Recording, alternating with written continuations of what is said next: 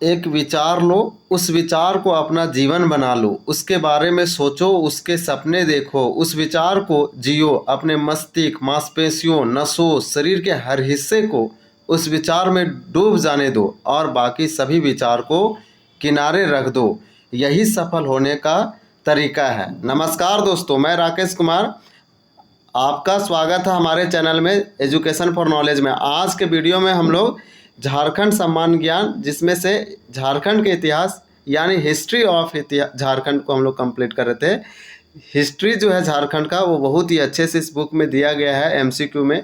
इसमें पीवाईक्यू भी शामिल किए गए हैं जो कि प्रीवियस ईयर क्वेश्चन है, और इसमें MCQ topic wise, chapter wise दिया गया है। इससे पहले इसका वन लाइनर फॉर्मेट हम लोग कंप्लीट कर चुके थे। यह वीडियो का मेन पर्पस है रिवीजन, ताकि आप चीज़ों को समराइज और रिवाइज कर सकें। यह बहुत ही इम्पॉर्टेंट होगा आपका जेपीएससी, एसएससी और झारखंड के अदर एग्जामों के लिए। अगर झारखंड में आप जॉब लेने का एक सपना देख रहे हैं तो झारखंड का आपको जो स्पेशल जीके है वो एक स्ट्रॉन्ग होना चाहिए, क्योंकि एक मेजर सेक्टर है। यहाँ से क्वेश्चन पूछे जाते हैं और बहुत अधिक मात्रा में पूछे जाते हैं। तो अगर आपका झारखंड जीके जीएस स्ट्रॉन्ग रहेगा, बहुत अच्छा, कम से कम जितने बार इसको पढ़ेंगे, रिवीजन करेंगे, क्वेश्चन उतने जो है से आपका सही होने का चांसेस रहेगा।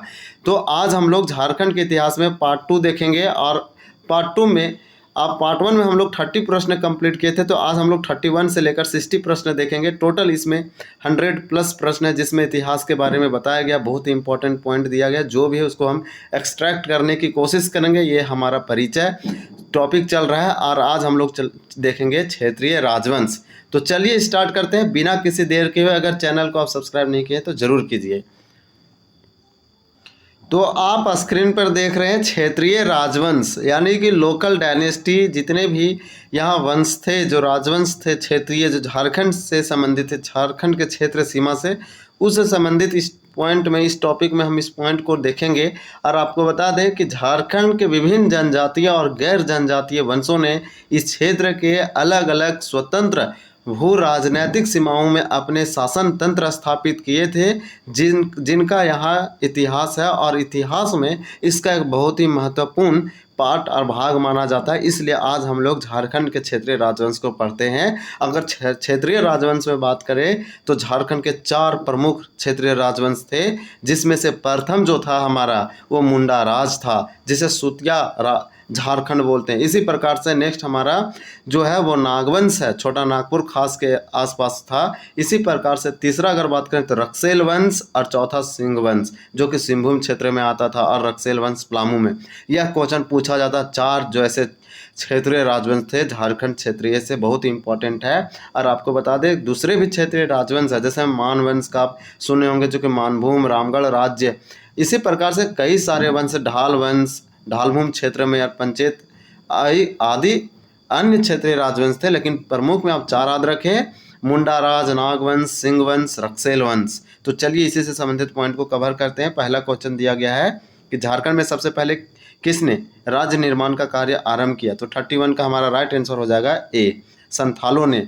तो झारखंड में सबसे पहले राज्य निर्माण का कार्य शुरुआत किया था, स्टार्ट किया था संथालों ने। तो 31 का हमारा राइट आंसर हो जाएगा। निम्नलिखित में से कौन प्रथम व्यक्ति था जिसने झारखंड में राज्य निर्माण की प्रक्रिया शुरू की? अगर संथालों ने किया राज्य निर्माण का कार्य प्रारंभ झारखंड में पहली बार, तो वो पर्सन कौन था, वो कौन संथाली थे?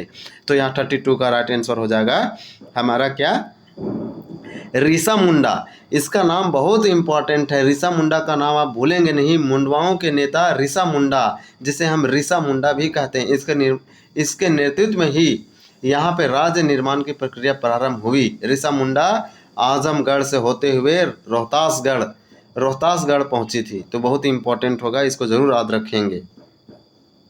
तो यहाँ पे हमारा राइट आंसर जो है 31 का हो जाएगा बी, क्योंकि ये एक मुंडा थी, रीसा मुंडा। तो यहाँ पे राज्य निर्माण का कार्य सबसे पहले मुंडवाओं ने किया। तो राइट आंसर ये हो जाएगा। लगता है बुक का आंसर ये गलत है। आप कन्फर्मेशन के लिए, रीचेक करने के लिए आप कमेंट कर सकते हैं। आपका कमेंट को पिन करेंगे कि राइट आंसर क्या होगा। क्वेश्चन नंबर 33 में दिया गया है, आप देख पा रहे होंगे, या फिर आप देख रहे होंगे यहाँ पे क्वेश्चन नंबर। चलिए हम लोग देखते हैं 33।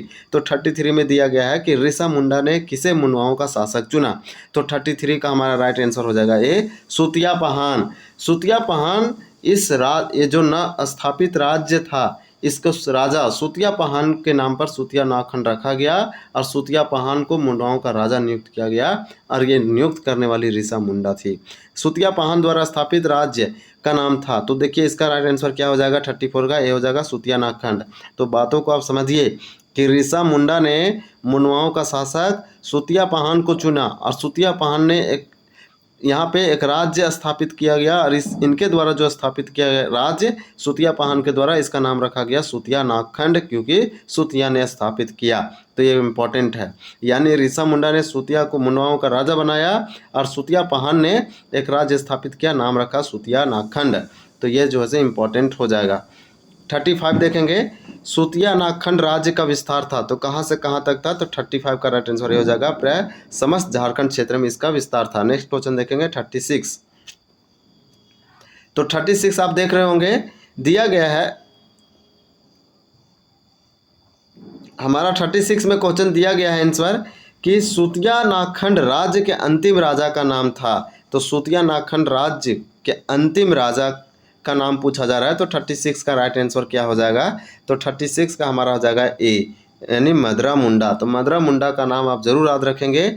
मदरा मुंडा सूतिया नागखंड के अंतिम राजा थे। छोटा नागपुर खास के नाग वंश के संस्थापक थे। तो छोटा नागपुर खास में किस वंश का शासक था, तो नाग वंश का, और इसके संस्थापक कौन थे, तो छोटा नागपुर में नाग वंश के जो स्थापना किए थे वो फनी मुकुट राय थे। तो फनी मुकुट राय तो बहुत ही इंपॉर्टेंट है।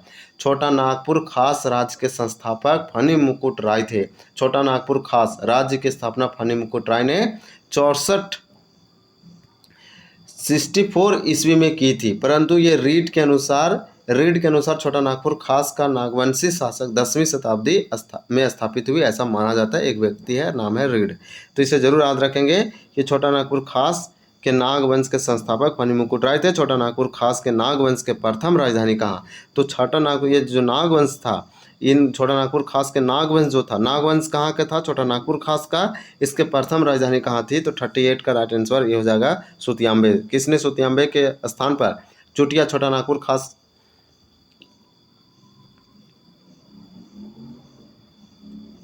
किसने सुतियांबे के स्थान पर चुटिया को छोटा नागपुर खास के नागवंशी राज्य की राजधानी बनाया, तो 39 का हमारा राइट आंसर भी हो जाएगा फनी मुकुट राय ने। फनी मुकुट राय ने सुतियांबे के स्थान पर चुटिया को छोटा नागपुर खास के नागवंशी राज्य की राजधानी बनाया, तो 39 का राइट आंसर क्या हो जाएगा हमारा बी फनी मुकुट राय। तो मैं भी लग रहा है कि ये इसका आंसर हमारा जो है सो प्रताप राय हो जाएगा, क्योंकि ये कहीं ना कहीं बुक जो है इस क्वेश्चन का आंसर जो है रॉन्ग दे रखा है। तो ये नहीं हो जाएगा, क्योंकि यहाँ पे सुतियांबे जो राजधानी था वो छोटा नागपुर खास का था और ये सुतियांबे राजधानी बनाया था फनी मुकुट राय, लेकिन सुतियांबे से कैपिटल ट्रांसफ़र कर दिया गया और चुटिया बनाया गया, ये प्रताप राय के द्वारा बनाया गया। तो अब हमारा राइट आंसर हो जाएगा ए। क्वेश्चन नंबर हमारा 40 है और 40 में दिया गया कि छोटा नागपुर खास का पहला नागवंशी शासक कौन था जिसने राय के स्थान पर कर्ण की उपाधि धारण की, तो 40 का राइट आंसर ये हो जाएगा भीमकर्ण। किसने चुटिया के स्थान पर खोखरा को छोटा नागपुर खास के नागवंशी राज्य की राजधानी बनाया, तो 41 का राइट आंसर क्या हो जाएगा बी भीमकर्ण। तो इसे जरूर याद रखेंगे कि चुटिया के स्थान पर खोखरा को छोटा नागपुर खास के नागवंशी राज्य की राजधानी बनाया, तो वो कौन थे, तो वो थे भीमकर्ण। तो हम लोग देखें कि फनी मुकुट राय जो था वो सुतियांबे था, उसका चुटिया किया गया प्रताप राय के द्वारा और भीमकर्ण चुटिया से खोखरा राजधानी ट्रांसफ़र कर दिया, जबकि राय जो इन लोग का टाइटल था वो कर्ण कर दिया गया, तो भीमकर्ण के द्वारा। किसने 1401 ईस्वी में घाघरा यानी गुमला जिला में हापा मुनि मंदिर विष्णु मंदिर का निर्माण करवाया, तो इसका आंसर क्या आ जाएगा 42 का ये हो जाएगा शिवदास कर्ण। शिवदास कर्ण के द्वारा गुमला जिला के हापा मुनि मंदिर यानी वैष्णो मंदिर का निर्माण कराया। इसी प्रकार से दिया गया है 43 में, किसके समय में वासुदेव यानी विष्णु की मूर्ति कोराम्बे में प्रतिष्ठापित की गई, तो 43 का राइट आंसर हो जाएगा ए छत्रकर्ण। निम्नलिखित में से किसने वैष्णव संत ने 16वीं सदी के आरंभ में 5 परगना क्षेत्र में कुछ दिनों तक रुककर जनजातियों के बीच अपने मत का प्रचार किया, तो इसका राइट आंसर क्या हो जाएगा 44 का, तो 44 का आंसर ये हो जाएगा चैतन्य महाप्रभु। चैतन्य महाप्रभु एक वैष्णव संत थे जो कि 16वीं सदी के आरंभ में 5 परगना क्षेत्र में कुछ दिनों तक रुके थे और जनजातियों के बीच अपने मत का प्रचार किया था, नाम था चैतन्य महाप्रभु, ये बंगाल के थे। इसी प्रकार से किसने खोखरा के स्थान पर, अब खोखरा का राजधानी दौसा चेंज किया गया। खोखरा के स्थान पर दौसा यानी दौसा को छोटा नागपुर खास के नागवंशी राज्य की राजधानी बनाया गया। तो ऐसा किसने किया था? तो 45 का हमारा राइट आंसर क्या हो जाएगा? 45 का हमारा राइट आंसर हो जाएगा दर्जन साल या दुर्जन शाह। किसके समय में छोटा नागपुर खास के नागवंशी राजा की राजधानी दौसा से पालकोट स्थानांतरित किया गया? तो यहाँ पर देख पा रहे हैं राजधानी जितना भी ट्रांसफर है ये पूछा जाता है, जेपीएससी में पूछा गया है सर, फिर पूछा जाएगा, तो इसे ज़रूर इंपॉर्टेंट आप लगा के रखेंगे। यहाँ पे जो है से राजधानी चेंज किया गया दौसा से पालकोट, तो किसने किया, वो कौन शासक था और किसके समय में किया गया? तो 46 का राइट आंसर ए हो जाएगा यदुनाथ शाह। रक्सेल वंश द्वारा शासित क्षेत्र था। तो रक्सेल वंश द्वारा रक्सेल लोग जो थे कहाँ पे शासित करते थे? तो रक्सेल वाला हमारा 47 का राइट आंसर क्या हो जाएगा? तो 47 का ये हो जाएगा पलामू में। रक्सेल वंश स्थापित था, शासित था पलामू में। देवगन किला और कुंडेलवा किला का निर्माण किस वंश के शासक ने करवाया था? तो 48 का राइट आंसर हमारा ये हो जाएगा रक्सेल वंश। पलामू में रक्सेल वंश का शासक का खात्मा किया। तो खात्मा किसने किया? पलामू में रक्सेल वंश को एंड किसने किया? तो यहाँ हमारा यहाँ क्या हो जाएगा? 49 का ये हो जाएगा चेरो ने। वंश प्रभा लेखन ग्रंथ से किस वंश के पारिवारिक इतिहास पर प्रकाश पड़ता है? तो 50 का राइट आंसर सी हो जाएगा सिंहभूम के सिंह वंश से। नेक्स्ट देखेंगे क्वेश्चन नंबर 51 दिया गया है कि सिंहभूम के सिंह वंश की पहली शाखा के संस्थापक का नाम था। तो पहली शाखा के संस्थापक का नाम क्या था? तो 51 का ये हो जाएगा काशीनाथ सिंह। इसी प्रकार से काशीनाथ सिंह हो जाएगा इसका। नेक्स्ट क्वेश्चन है कि सिंहभूम के सिंह वंश की दूसरी शाखा के संस्थापक का नाम था। दूसरी शाखा की जो सिंहभूम के सिंह वंश था, यानी सिंह वंश कहाँ था? तो सिंहभूम का, जैसे आप पश्चिमी सिंहभूम पीरू या कोल्हान प्रमंडल बोलते हैं, तो ये वाला क्षेत्र जो था यहाँ पे जो वंश राज कर रहे थे वो सिंह वंश था। इसकी जो दूसरी शाखा यानी 1205 ईस्वी में स्थापित किसके द्वारा किया गया था? तो 52 का हमारा राइट आंसर क्या हो जाएगा? तो 52 का हमारा राइट आंसर भी हो जाएगा दर्प नारायण सिंह। इसी प्रकार से 8वीं सदी में पहली शाखा का स्थापना किया गया था सिंहभूम के सिंह वंश की पहली शाखा। तो इस किसके द्वारा किया गया था? तो इसका दर्प नारायण सिंह। तो हमारा 51 का राइट आंसर ये है काशीनाथ सिंह और इसका आंसर हमारा दर्प नारायण सिंह। इसका ये नहीं होगा, इसका ये होगा दर्प नारायण सिंह। नेक्स्ट देखेंगे क्वेश्चन नंबर 35 दिया गया है कि सिंहभूम के सिंहवंशी शासकों ने पोरहाट के नाम से नई राजधानी की स्थापित की। तो ये कौन शासक थे? तो यहाँ पर 53 का राइट आंसर हमारा ए हो जाएगा काशी राम सिंह। किसके शासन काल में ही सिंह राज्य की कुल देवी के रूप में पौरी देवी के प्रमाण प्रतिष्ठा की गई? तो 54 का राइट आंसर भी हो जाएगा अच्युत सिंह। नेक्स्ट को देखेंगे क्वेश्चन नंबर हम लोग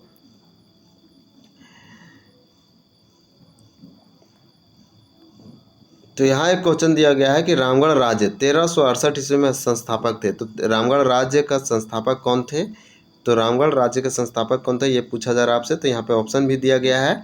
तो 55 का हमारा राइट आंसर क्या हो जाएगा? ये हो जाएगा बागदेव सिंह। तो बागदेव सिंह रामगढ़ राज्य के संस्थापक थे 1365 ईस्वी। रामगढ़ राज्य का प्रथम राजधानी था। तो रामगढ़ राज्य का प्रथम राजधानी क्या था? तो 56 का राइट आंसर हो जाएगा ए सिसिया। तो रामगढ़ राज्य का प्रथम राजधानी यानी फर्स्ट कैपिटल रामगढ़ राज्य का क्या था? सिसिया था। किसने दौरदा के स्थान पर बादम को रामगढ़ राज्य की राजधानी बनाया? तो बादम को राजधानी बनाया उर्दा, यानी किसने उर्दा के स्थान पर बादम को रामगढ़ राज्य की राजधानी बनाया? तो 57 का राइट आंसर बी हो जाएगा हेमंत सिंह। किसके समय में 1670 ईस्वी में रामगढ़ राज्य की राजधानी बादम से रामगढ़ स्थानांतरित की गया? अब देखिए बादम से ट्रांसफर कर दिया गया रामगढ़।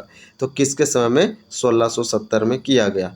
तो यहाँ पे 58 का राइट आंसर क्या हो जाएगा? सी हो जाएगा दलील सिंह। ये दलील सिंह ऐसे करने वाले व्यक्ति थे। नेक्स्ट क्वेश्चन है क्वेश्चन नंबर हमारा 59 है। किसके समय में इचाक रामगढ़ राज्य की राजधानी थी? तो रामगढ़ राज्य की राजधानी किसके समय में इचाक थी? तो 59 का सी हो जाएगा तेज सिंह। रामगढ़ राज्य के किस शासक ने बादम को अपनी राजधानी बनाया? तो बादम को बनाने वाला रामगढ़ राज्य का कौन सा शासक था? तो 60 का राइट आंसर सी हो जाएगा ब्रह्मदेव नारायण सिंह। तो इस प्रकार से टॉप हम लोग 30 प्रश्न देखे जो कि आपके जेपीएससी और जेएसएससी के लिए इम्पोर्टेंट था और दूसरे एग्जामों के लिए चौकीदार, होमगार्ड और दूसरे एग्जामों में जहाँ पे झारखंड रिलेटेड क्वेश्चन पूछे जाते हैं वह ऐसे एग्जामों के लिए इंपॉर्टेंट है। तो thank you for watching this video. मिलते हैं अगली वीडियो में, तब तक के लिए धन्यवाद। जय हिंद।